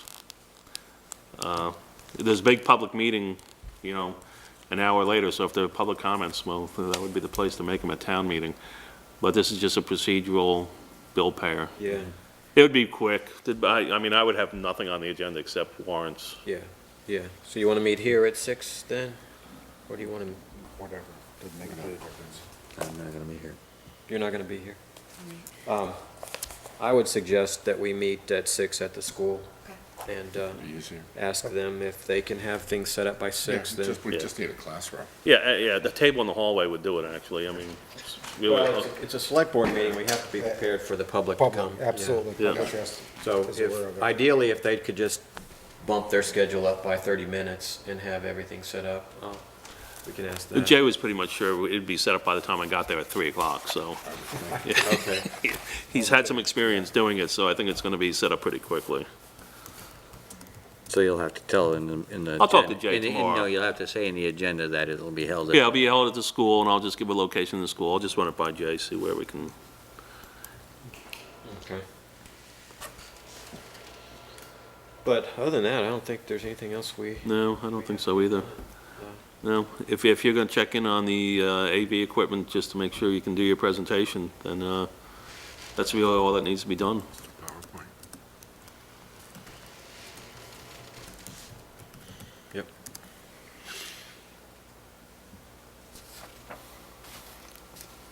Okay. All right, Dave. All right, Now you can do your report. None of Yeah, that I other can do stuff was your report. none This of is that your- was mine, this is just taking. The first thing we have is, we're going to put out a bid for Cole Hall to start work here. The first work will be redoing the bathroom on the lower level. I sent this around, an outline of the work we're going to do. It'll be part of the proposal, and if it's okay with the board, then I'll put it into a formal bid format. Essentially, replacing the flooring. We did pull up a couple of tiles and discovered it was wet underneath, so we're gonna have to inspect to see what actually the problem is there and see what direction that takes it in. We'll be looking at commercial linoleum and ceramic tile, or ceramic tile, see what the bids are on each one. The plumbing and heating, and of course, the main thing is this will all have to be ADA compliant to go through this. The plumbing and heating, the toilet is not ADA compliant. The sink, we're going to check if we can keep the sink. We'll just replace the hardware because it's been in there for like 10, 15 years. The slop sink that's in the closet behind is leaking, so we're going to work on that. The heating in the bathroom just simply doesn't work. We're going to, the window that's in the bathroom, we're going to frame that. We want to bid to frame that right up against the window. And then we're going to put shelving in there and have like a closet on the window sill. The window, as you can notice, has like paper over it now. So this will just actually close it off, make it a little warmer, a little more heat intensive, and it solves one of our storage problems, so we can just put shelves up in it. From the outside, you'll look and it'll just be white, because it is right at the bottom of the staircase here, so you want it to look decent from the outside. Has anybody measured the room? Is it big enough to be considered ADA? It is, it's big enough. Okay. It's just some of the fixtures, just Okay. not. Have to have room enough? Yeah, you have to have room to get through. The doorway is okay. Okay. It's a bit of a difficult getting there, but the doorway does work. Big things might come up around if the floor, clearly there's been water damage. The wall's gonna have to come up some, and just like when we look under the floor, we'll have to see what's back there. Yeah, okay. There's been some water things. Also, part of this project, in the lobby when you walk in, there's a radiator cover. Well, there's no radiator behind that. That's why it's always freezing cold there. We're gonna put a radiator in there. We turned on, there's an electric heater that someone put in the wall. We experimented with that, and it really changed the heat in the entire clerk's office a great deal. But seeing that this is right next to the boiler room, we can easily put a real radiator there and not be wasting electricity there. It just seems, Is that a raised floor underneath there, or is that on a slab? that's on the slab. So that's And when coming you- in from, When you kick it up, it's damp. The back of the tile is damp. So we don't know what we're gonna find, but we'll let you know when we find it. We're gonna put some insulation in, again, by the window and everything, because it's basically freezing in there all the time. And then we'll just finish up with some painting at no the end. lollygagging if it's cold in there. Yeah, yeah. There's nobody's hanging out there. Yeah, and that'd be the scope of the work for that area there. We'll do that part first of Cole Hall. And a lot of that is gonna determine how much further we go. We're hoping that the slab issue isn't a big thing. We've already had some discussion of the right kind of flooring. We'll just seal that in and we'll buckle and we'll take care of things. Hopefully, it's not that big an issue. But, you know, there'll be some additional taking out of the walls because it does appear to be some mold there. Get rid of that and just make it more presentable overall. So if the board's okay with the scope of this bid, then I'll put it in a formal bid and we'll get that out for, that might be the one thing I just put on the next agenda is that and just approve to mail the bid out. And we'll put that out to get that going. We're okay, I'm okay with I that. had one minor comment. You had a note in here that you wanted to do some insulation for soundproofing, and that did not mean removing all the walls. I presume you mean the sheetrock and all the walls? Yeah, it's the soundproofing. My only comment would be, don't worry about sheetrock. When you're doing you're basically gonna gut that room. Yeah, Trying to save a few feet of sheet rock Yeah. is not worth the effort. If it's gonna be nicer to have insulation so that the treasurer doesn't have to listen to Yeah. BP, that's. yeah, I think that part of the wall would come right up. Some of the other parts, like around the window, I've never seen this, but they're telling me there's some kind of odd spacing between the internal wall and the external wall, so that's where I don't know how much we're gonna worry about ripping out. But between the treasurers and that, yeah, that's gonna be, yeah, I'm all for that, just rip it out and, Yeah, don't worry about a few Fill feet it of in. sheet rock. It's, that's such a small area, it wouldn't even take much. But the external walls, some people have told me we might find some interesting things yeah. between the side and there. And how much money do we have currently for the whole Cole Hall Reservation Fund? Well, we're up to about $45,000, including July's input, a little bit more with the coal hall reserve. There's plenty of funds to get this stuff going. It's Okay. just time to get it going. So like I said, the bathroom, because we can start that now, I'd like to see how much that runs up to, because then I would like to talk about having the exterior, the steeple checked from the inside again. Have someone inspect to see if the building needs to be pointed, or anything else has to be done outside, and even consider exterior painting to just brighten up the outside of the building. Scope of work in here is going to vary in a lot of different ways. Don't we have a facilities committee? Don't we have a facilities committee that we could have them check out the? There was a facilities committee at some point. Haven't met in a long. I'm not aware of it being active at all. Okay. I don't know if it's, I'm just checking, maybe it isn't even that.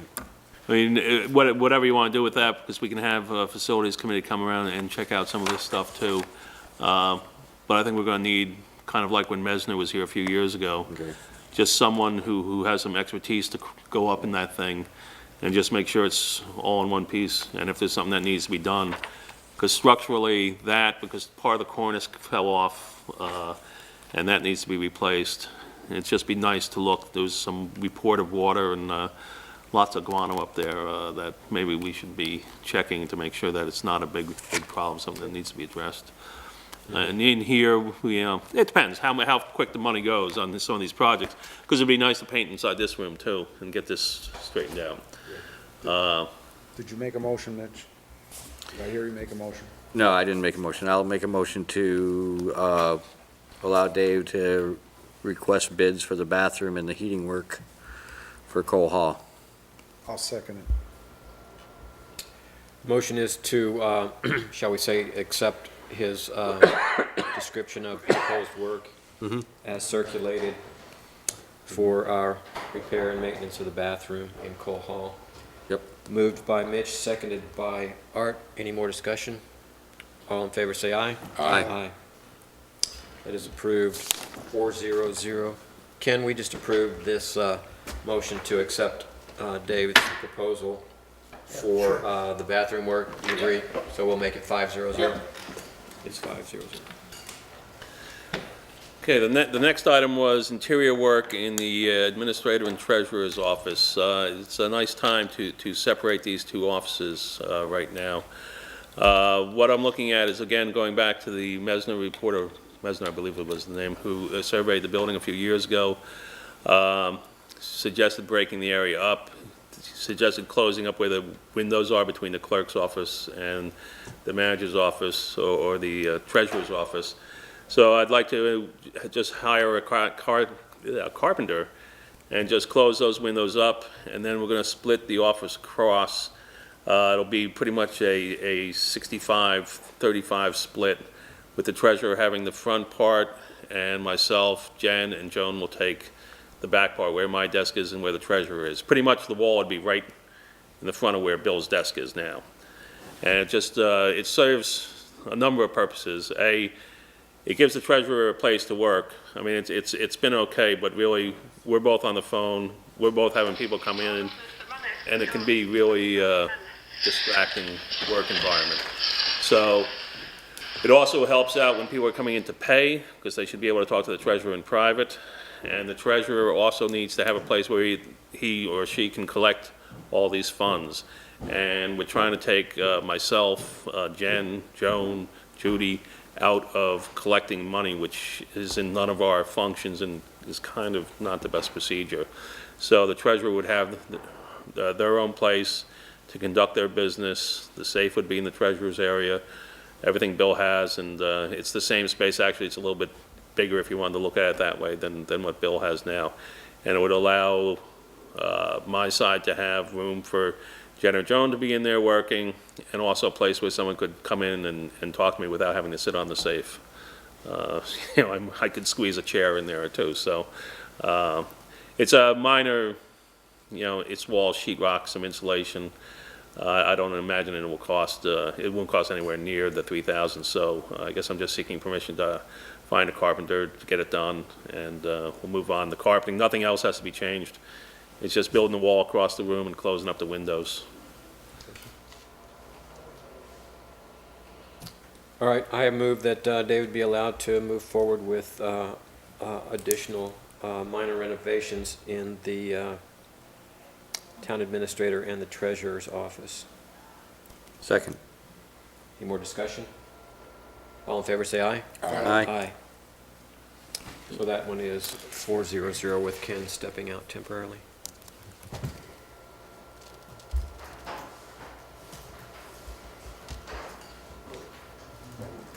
And that one, we're not going to seek bids for. No, it'll be well under the threshold of $3,000. I imagine it'll be quite cheap, actually. Have someone in mind? A couple of people have been recommended to me, so I'll just call a couple of people and see who, local guys Thanks. around. Yeah, it's not even much of a job, and I'm hoping to find somebody who will do it on a Saturday or something. And then I'll just paint the place when they're done. I have 3 teenagers, give them something to do. Come and paint the office. The next one is the update on the damaged truck, and I really don't have much of an update. I've spoken to the insurance company for the garage that the truck was damaged in. They were very cooperative. Their adjuster was there last Tuesday, I believe it was.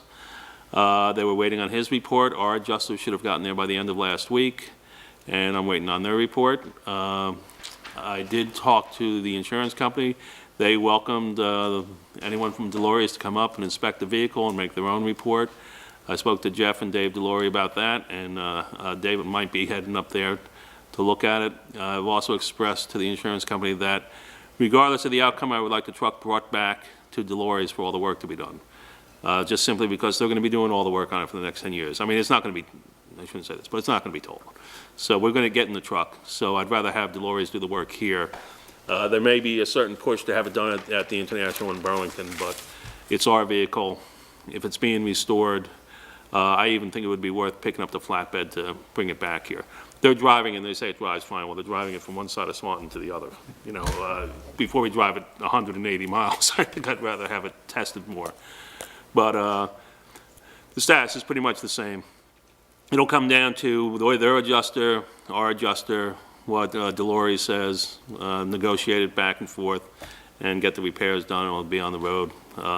It's clearly going to miss this whole winter season, but like I said, the best thing would be to get it down to Delories and have them do the work here, so that when something comes up, which it will in 2 or 3 years, it'll be their eyes were on it. They did the work, and we'll all know what was caused by what and what wasn't. So I'll keep you posted as hopefully we get further along with this thing. Right, the next thing is the garage. I spoke with Megawatts Electric. They should be starting the end of this week or the beginning of next week to meet our time frame. Of the hazards that were cited by VOSHA, there were 18 hazards, 12 have been corrected, 3 will be completed by the electrician. 1 is a training thing I have to do with the crew. If it stops snowing, they're going to patch the sheetrock. And we have Jay from the fire department is going to do fire extinguisher training with them, and then I'll complete all the VOSHA hazards that were cited. We'll be doing a little bit more with training, going over some of the things they've already looked at. We have to buy some lockout, tag-out equipment. We do have a policy, but we don't have the proper marks, so we have those. They're kind of hard to find because they want to sell you a whole package that is for everything, and all we need them for is trucks. But you should have the right OSHA ones, so we'll do that. We've gone through all the personal protective equipment, and everybody has the right things, and try to make clear that if anyone thinks they need something, they should speak up and get it. And we are going to improve the welding, even though that wasn't cited. We need a welding screen and a few other things. The fan that the electricians will do a lot to improve the air in there. Because the one there is just old. It's old and tired. Probably not that good either. Is there gonna be a hood with that fan to draw the welding smoke, or are they just gonna get a bigger fan? It's going to be the same size as the fan now. When we look at repairs to the garage July 1 with the new budget, because this is just VOSHA, we've got to get through this by March 15th. We have to be finished with this. I would like to look at some kind of vent system, even if it's just forced air from the stacks of the trucks. When they run trucks in there, they really should be completely vented to the outside. We were not cited for that. They thought that was okay. I don't understand. If a truck's inside, it should have a hose and it should be vented. Even if it's just on the stack and the stack's running through the wall, the pressure from the truck is going to push the stuff outside. Anything's better than turning a truck on in there. And especially if you start a tractor, and it belches out that big black cloud right at the beginning. That's not great. So we will look at that when we get past VOSHA. We're not done over there, because I think we all agree more things need to be done. We're addressing the more critical things we've been cited for, and then we'll upgrade it so that we can function for another 3 or 4 years. I think that's important. But we'll start those, like I said, after we get through this part of the repairs. But I don't like the ventilation. I still think it should be much better. And it could be much better. But this will make us compliant. What that is. The around the block sidewalk project, I don't have an update. Because when I scheduled this, I was intending to be on the phone with the state today. I forgot it was a state holiday, so That's right. I have no update for that. Did we talk a little bit last time about, or was that just you and me in the office, that it seemed like we were narrowing down at least where we thought the problem was? Yeah, we are down to, it's the right-of-way, it's the 1111 form. This is going back now between KES and the state. We should have that, I didn't bring the time schedule with me, but we should have that all completed fairly soon. And we still hope to be ready to go to bid in March with construction for the summer. And speaking to the state, they don't see a problem with the KES. They think we're still right on target for being delayed a couple of years. We're still right on target for this summer. So It's all relative, isn't it? we really can't go. Real time and state time. Yeah, we were really making a lot of phone calls right after the budget was completed, trying to figure out, and everybody started moving this along. We're getting some reimbursement money now, and I really think it will get done this summer. It just is painfully slow getting some of this paperwork around. We're really ready to design, and most of it has so many conceptual drawings. It's a small corner.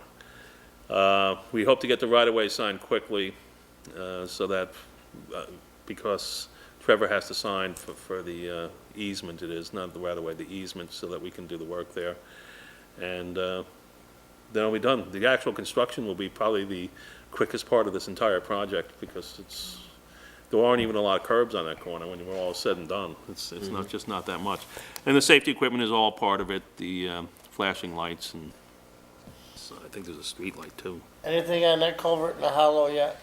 No, actually, I'm scheduled for this Wednesday, I think. I'm going to talk to Chris and Dave. The grant reviews and stuff are just coming up. So we'll file the paperwork, and then they'll decide. We're going to go for, obviously, the culvert grant with that, and probably East Road again for the paving grant. And we'll see where things are. Things are very tentative right now and all that stuff, especially with the way the state's going and how much money is going to be put out there. We just received a grant. I mean, we might have received it 2 years ago to do White Creek, but we just spent it last year. So, we'll see. The culvert would be the thing to do, I think. I hope we get the culvert grant. East Road would be nice to do too. But, you know, we still have White Creek to finish, and that won't come up for another year. The East Road won't do all of East Road clearly, but it would fix the really bad part to the north. Airport Road, we'll look at that under regular things when that comes up. Hopefully Peckham will come up with some materials. That's one we'll probably tackle ourselves, because I think we have the equipment, and if we just schedule that as a group project and close the road and do the road in cooperation with Peckham, we can do what the state engineers have recommended. What did they recommend for that, or haven't they? Well, in the generalities, I don't have a final plan yet, but it's to bring the road back in, obviously, from where it's spread out so much, and trench it much deeper, to bring the water well below the top part of the road. French drains? Sorry? French drains? Can't quote that off the top of my head, don't remember. But the drainage system the ditches would be much lower. I don't know if there's a French drain in it or not, but then it would be the layering again, and with the fabric and the top, it would have to be really rebuilt.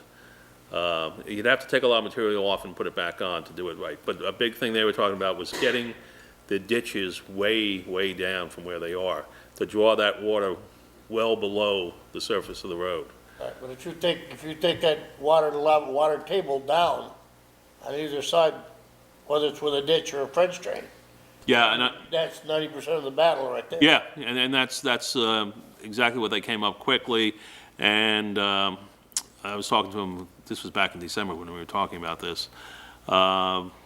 With other obligations they have, we're looking at maybe having some sketch plans, you know, in a month or so, because reality is we're not going to be doing the work for several months down the road right now. And they will put together, you know, similar to the plans they did for White Creek, just to give us a blueprint to work off of. And, you know, like I said, hopefully with our labor, our trucks, and a material donation, we should be able to wrap that up ourselves. Did we ever get that blacktop done there, or get them repairs done on Harvest Hills?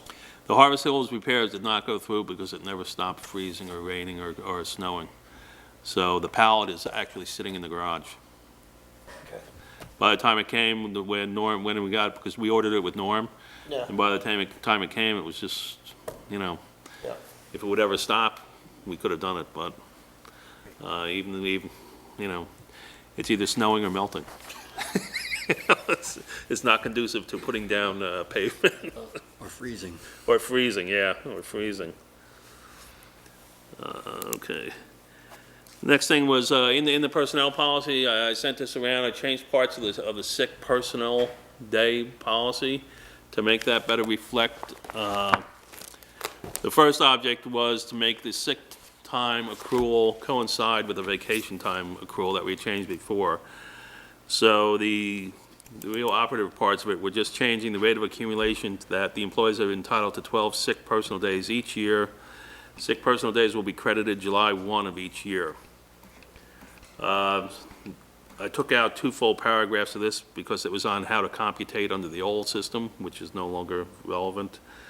And then we added in, just to confirm again, that sick personal leave may be accumulated and carried forward from year to year. A maximum of 12 days can be carried forward, and a maximum of Where are you reading? 8.2.4. Go down. The ones in red there are what we changed the last time. That was the Okay. vacation policy. Right, right over. Yeah, right here, where we are here. I was in the right spot. Yep, 8.2.3, yep. And then,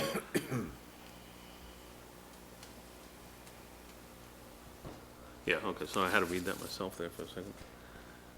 Yeah, and then sick personal leave may be accumulated and carried forward from year to year. The maximum would be 12 can be carried forward. The most anyone can carry at one time is 24 days and 100, or which is equivalent to 192 hours of accrued time at any one time. I went back to the termination section also to make it clear that sick and personal time is not payable on termination. That was a little vague, and I didn't want 24 days laying there like it could be taken.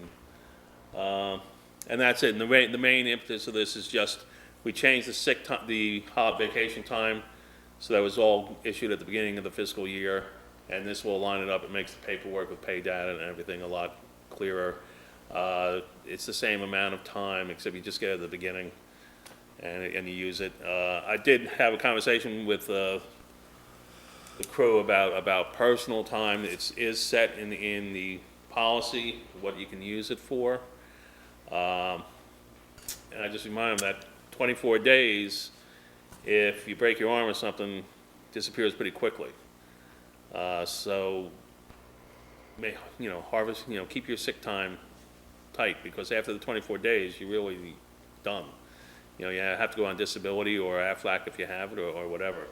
Because we were just having a general discussion about personal days, which, the way I read this, I didn't even know you got personal days, but because you can take it for this illness of a child and all that, which is pretty much the Family Medical Leave Act now anyway. But you have to be circumspect about what you're doing, because 24 days doesn't last long if you get sick.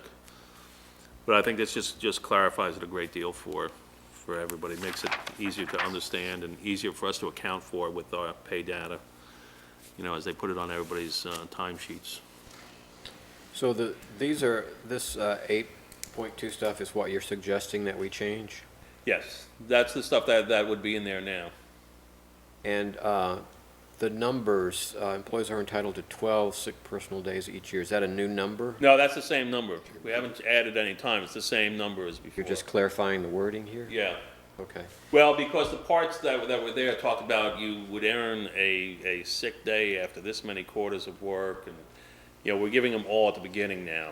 You're not earning them as you go along during the course of the year. You're getting them July 1st, and you can only carry 12 over to the next year. So it's just making it clear. The things that are gone are all the things that talked about how you accumulated your sick time. Now it's just, you just get it. July 1st, you get 12 days. The next July 1st, you can carry over what's left to a maximum of 24. And if you don't use any sick time in 2 years and you have your 24 days, you're still going to have 24 days on July 1st, because you won't be able to carry any more out. I thought you were gonna make it along with, isn't vacation, I thought vacation was on the calendar. It's fiscal year. It accrues you get it at the beginning again, but it's on the fiscal year. Oh, okay, Because of the way we budget. okay. To zero out the things at the end of the year, it has to be on the fiscal year. Okay. So how do we handle somebody who starts in the middle of the year? Is that addressed in here? Prorated somewhere. It's prorated. Is that addressed in the policy? Yeah, somewhere. It is in the policy somewhere, I don't remember where. Yeah, I remember. Yeah. Okay, good. It is in there. I just And then, couldn't remember all 48 pages. yeah, It's only 26. It's 48. It says Is right it down there in the 48? corner. I thought it was 26.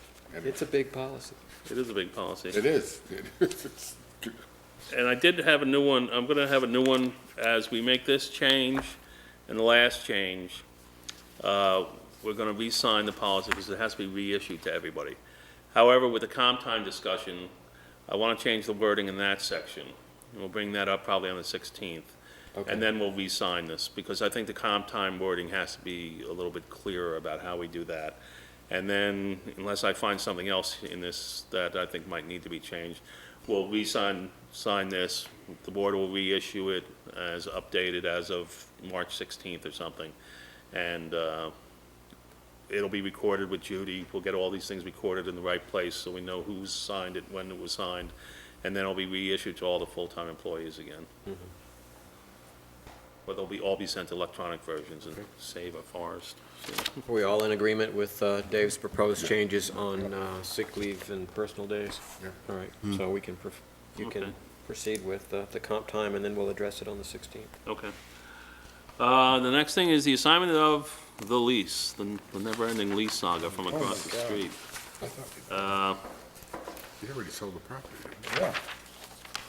As you remember, when we signed the lease agreement, under Section 9, the lease could be assigned by Dennis to the new tenants. The new tenants have duly signed their portion of this. It's up to the board to approve the assignment of the lease to them. We have the documents that they are the legal partners. It's a husband and wife. They're a corporation. It's some investment properties. They have properties around the state, and this is one of them. And basically, I sent you copies of these. It's just assigning the lease to them. So if you want, if the board approves this, then, Tim, if you could stop by and see. It has to be notarized. It has to be notarized, so you could see Judy and just sign this, and then I'd send it to Dennis, and Dennis can get it notarized. And, yeah, it has to be notarized by several more people, actually. All right, I move that the board authorize the chair to sign the lease for the McCarthy property across the street to the new owners, who are Wolf Creek Properties Limited. Wolf Creek Properties Limited. Have a second? By Mitch. Any discussion? All in favor, say aye. Aye. Okay. Motion is passed, 5-0-0. The next on the agenda is, I sent around a facility upgrade and repair sheet, just to start giving an idea of what we're looking for in the spring. The three main things that will go out is bids for, they can be bid all together by one contractor or separately. I would think they're going to come in separately anyway. But the tennis court, repair, resurfacing of both tennis courts, cleaning, crack filling, resurfacing, application of tennis court lines. This will be posted, and we will be looking for someone to do this, because we're going to have to search for people to do this. We have bids that the application was based on, so we'll be notifying those people again. Roofing was the removal and replacing of roofing on the north side equipment and toilet building, and dugouts in the concession building. Many of those roofs are peeling away. Some of the plywood underneath is kind of rotten, so we did get estimates for that back in the fall. Part of the bid would be having people bid for that again. The electrical is going to be somewhat interesting to see how we get bids on that, because the big part of that is removing the lights from the top of the stanchions around the tennis courts. So someone's going to have to do that with. Tina, would you like to join us here? Did you have some input on this? Yeah, we had discussed what needed to be addressed, and Dave had this all itemized, and he was getting information from contractors on it. And we had spoken about it, and that's what he's going over right now. Okay. So we have that, and the electrical boxes off by the back of the tennis courts on the left. The electrical boxes just need to be replaced. They're like rusted. I'm not sure they all seal correctly. It's just more a safety issue than anything else. These would be the three that really require bids. There were three other major things on here. Was the basketball backboard and rim, which is a purchase of less than $2,000 that we'll have the road crew install, when they get time. It's not a big deal doing that. The trail cameras we're going to purchase independently, and we'll put those up where we want them to be. I think we can go even better than trail cameras. I mean, I've actually talked to some people that buy cameras for a few, I shouldn't be quoting prices, but they actually comes right to your computer or right to your iPad, I mean, in live time. Yeah, we can rotate those around to something else too. They're not part of what this bid now, because it is something, there are a lot of options out there, and one of them is that, where you can get real-time streaming. The only drawback to them is in a secluded area having any kind of fixed position, because it'll be found and destroyed. That's what I did like about the trail cameras, is because we could constantly move them. Okay. Because I think there's a lot of options out there. yeah, there are a lot of options, and we'll explore those as as the repairs start. Because I'm a little ahead of myself here, because it's going to be a month and a half before I can get any contractor down in there to really look at this stuff. But Absolutely. I want you to know that it's going on. The other major item was the water fountain. The fountain itself is going to be over $2,000. The water department will install it. But I don't want to have that out to bid yet, because we have a lot more looking, because we need, again, for the same reason, anti-vandalism, we need a sturdy one that can take a wallop. So, you know, that's one reason why the minimal ones I was looking at were already $2,100. It's an expensive piece of equipment, but I think we should get it in there. Got to. But yeah, I just want to let you know that we're doing these, and I'll have the formal bid for this up to bring back to the board in March when I tweak it a little bit, because the way the weather's going, it is going to be April before I can walk back there with people and get realistic bids, maybe even later for tennis court bids. Did we get any grants for the tennis courts, or do we? We got the state grant for the whole park project, Okay. a matching grant of $10,000. And the tennis, all these things, these 6 things specifically were part of that grant. The tennis court, roofing, electrical repairs, the basketball, water fountain, and the trail cameras. As far as Well, it far as it cameras, goes, far as yeah. far as it goes, right? Yeah, well, yes, as far as it goes, because it's 20,000 plus we have some extras, so we can do 23,000 or so. So we might come up a little short. That's why we'll bid the important things. The tennis court roofing and electrical is, like to get numbers on those. I would think number 2 or number 4 would be the security cameras in one form or the other, because once they start fixing this stuff, I want them observed. Then I would even move to the basketball court, and the fountain is last, because so many people bring bottled water now anyway. But if we can get that in, and it is an expensive, it's going to be an expensive fountain. No way around it, it's going to be an expensive fountain. Most of those trail cameras are camouflage colored anyway, aren't they? Yep, most of them are. It's worked in some places, but there are alternatives. The thing that's so intriguing about trail cameras or cameras like that, or at least mobile cameras that can easily be removed from one place to another, is you can always create new angles, and people who are searching will have a difficult time finding them. Because in many instances, the first thing that gets walloped in a new project is the security camera. And, you know, once you lose 1 or 2, they're be expensive. Good. That's it. The Unless Dina- streaming stuff too I think you have to be within a certain distance from that for the streaming, unless you use one of the services that are, you know, I don't know, uses a cloud or something, but. Yeah, we might Yeah, even you have gotta to have have a, It's got to connect to the internet Yeah. some way, Yeah. so yeah. either by Yeah, a wire, If it was in the building, then you're right here with the internet. With being up there, it's a it good would be point. harder, yeah. Yeah. You'd probably have to pay to send it over the cell phone signal, which Yep, that's could right. get expensive. That would be That's right. expensive. Yeah, that would get expensive. Well, I've reached the end for me. That's it Okay. for me. Is there any other business that we need to discuss that we haven't? I just wanted to mention, I told Dave today, but down there by Brownells, where that repair was made, we're getting another dip. Is it I don't know if it's just frost or, but Yeah. just to make you aware of it.